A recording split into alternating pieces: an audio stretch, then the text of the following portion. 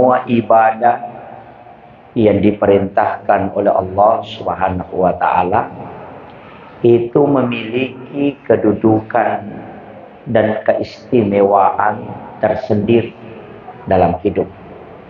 Dan masing-masing ibadah itu sebenarnya memberi manfaat dalam kehidupan kita.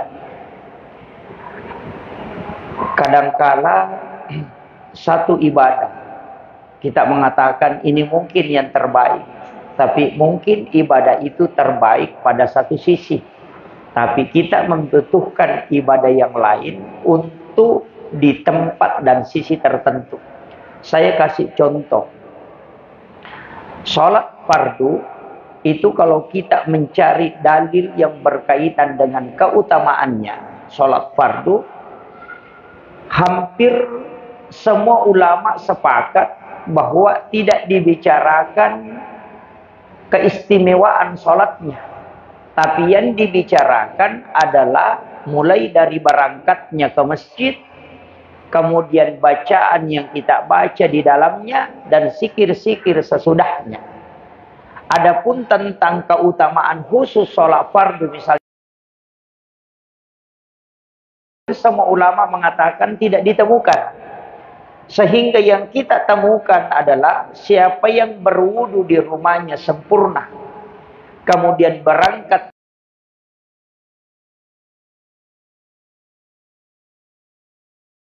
hadiah pahala oleh Allah sebagaimana dia melaksanakan ibadah umrah satu kali.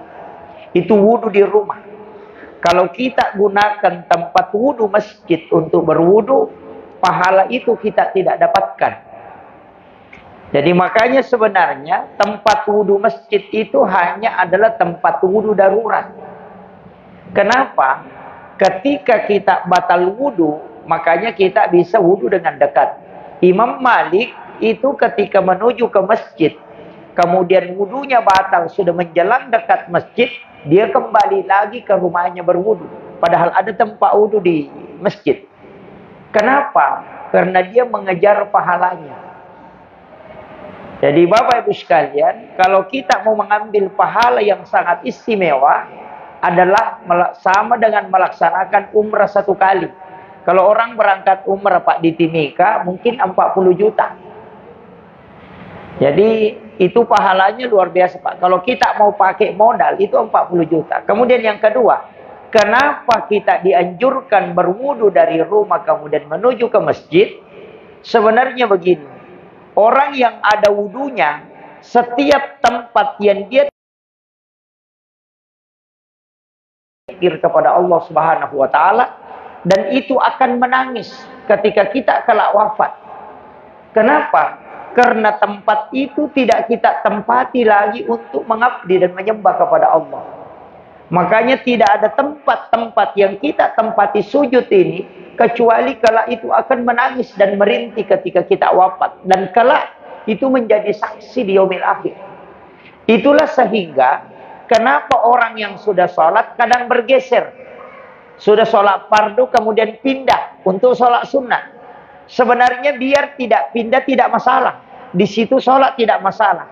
Cuman kalau kita pindah itu saksinya kala lebih banyak, dia akan menjadi saksi. Makanya kalau kita sudah sholat fardu, kita bergeser sedikit untuk sholat sunnah, itu sebenarnya tujuannya. Supaya kalau di hari kemudian, itu ada saksi bahwa dia pernah sujud di atasku. Kemudian, kalau ketika kita juga bergeser, itu akan menjadi bertasbih. Maka semua tempat yang kita lewati dalam keadaan ada wudhu, itu akan bersaksi kepada Allah Subhanahu wa ta'ala. Termasuk ada beberapa amalan kita dianjurkan berwudu sebelum melakukan. Mandi disunahkan berwudu dulu, supaya semua air yang mengalir dalam tubuh kita ini, yang mengalir membasahi kita, itu kelak menjadi saksi. Tidur, kita disuruh berwudu.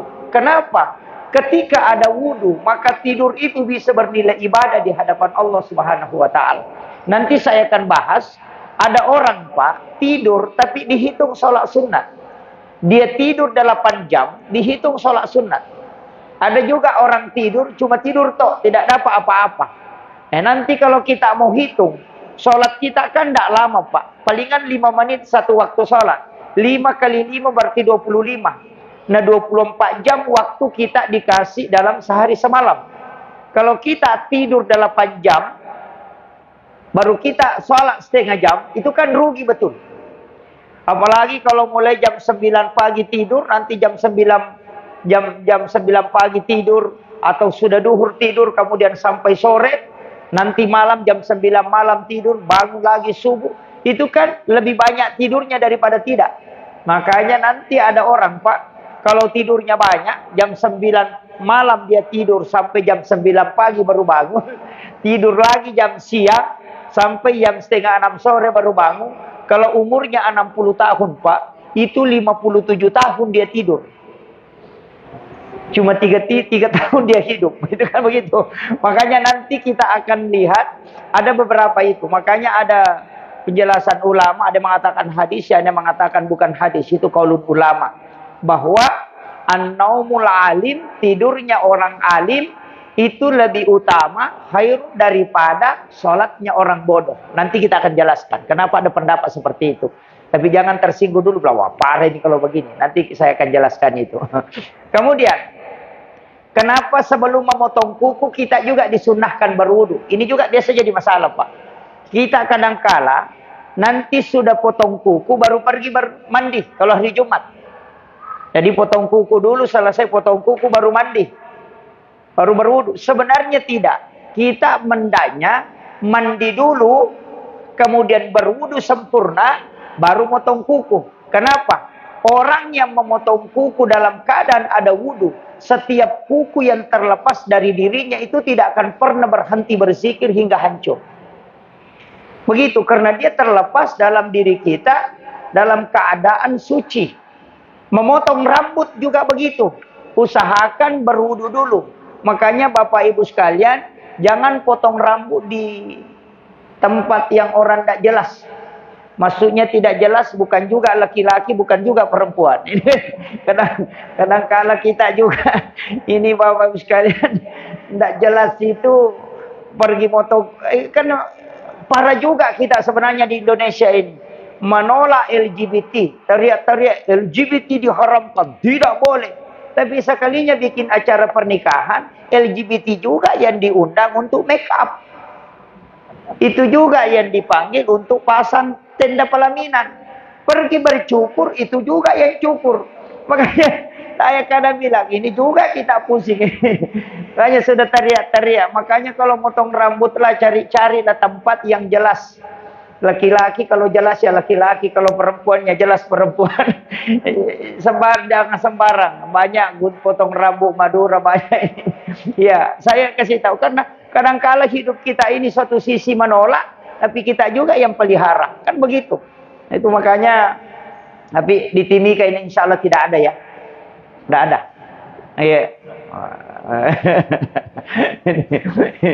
Harus jelas. Kalau nolak, ya nolak betul. Ini. Kemudian, tentang masalah-masalah seperti ini tadi, kalau kita mau kaji dalam agama, Pak, makanya sebenarnya yang perlu ini tinggal diarahkan. Agama ini tidak susah. Cuma kita mau manage bagaimana agama ini berjalan, supaya kita dapat pahalanya betul. Tidak susah. Jadi, termasuk Bapak kalau mau pergi menjual di pasar, kadang-kala orang mengatakan, kalau Ramadan, tutup. Pasar tidak usah buka jualan, istirahat. Kita ibadah saja. Oh jangan Pak, jangan ditutup. Saya juga kadang tidak sepakat kalau ada warung itu ditutup kalau Ramadan.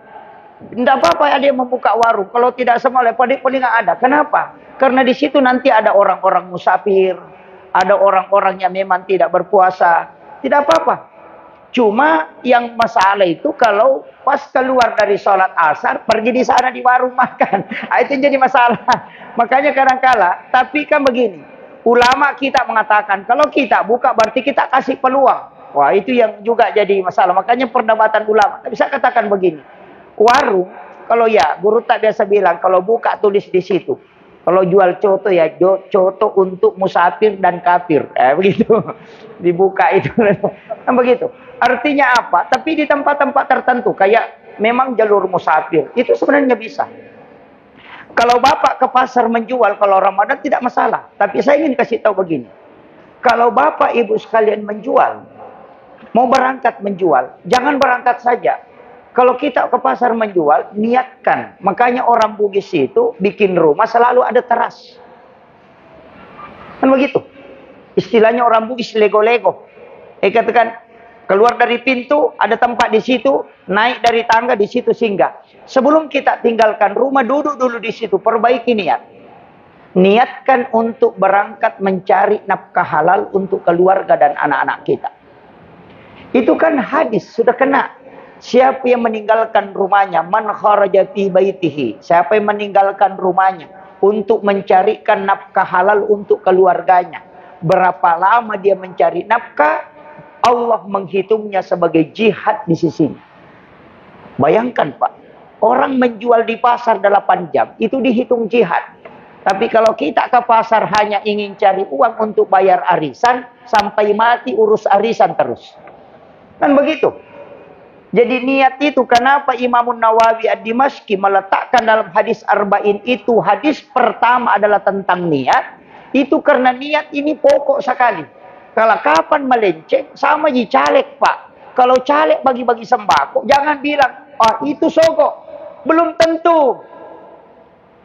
Jelas itu, belum tentu. Anda mengatakan, semua yang bagi-bagi sembako, sogok. Oh enggak. Kalau dia bagi-bagi sembako, baru dia katakan, Pak, ini ada sembako, saya kasih sedekah. Saya punya hajat, ingin menjadi caleg. Mohon doakan. Semoga doa Bapak yang menyebabkan saya bisa terpilih. Baru dia pulang, itu bukan sogokan Pak, itu sedekah.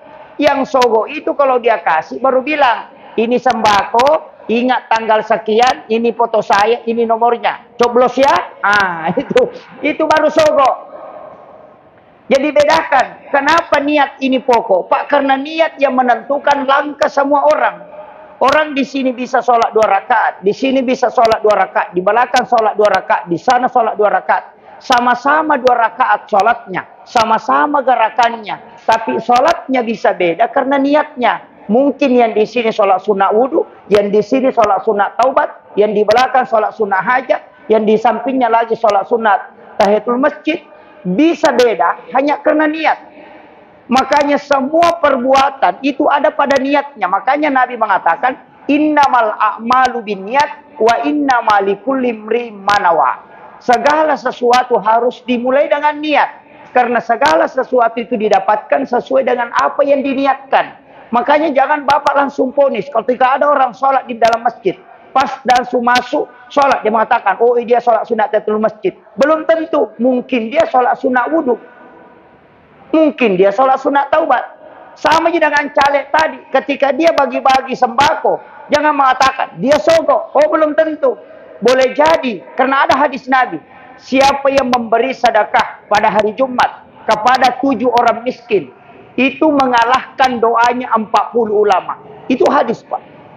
7 orang miskin disedekahi. Dan Nabi katakan, siapa yang tidak punya keturunan, kemudian datangilah 7 orang miskin di hari Jumat, kau sedekahi. Baru minta dia mendoakan kamu. Karena 7 orang miskin itu ketika berdoa, mengalahkan 40 ulama. Itu boleh dilakukan oleh caleg. Yang penting, jangan bilang, ingat coblos saya. Tapi ada Pak, biar bilang sedekah, tetap sogok. Yang mana? Serangan pajar. Akhirul kalam, wallahul muwaffiq ila aqwamit thoriq. Assalamualaikum warahmatullahi wabarakatuh.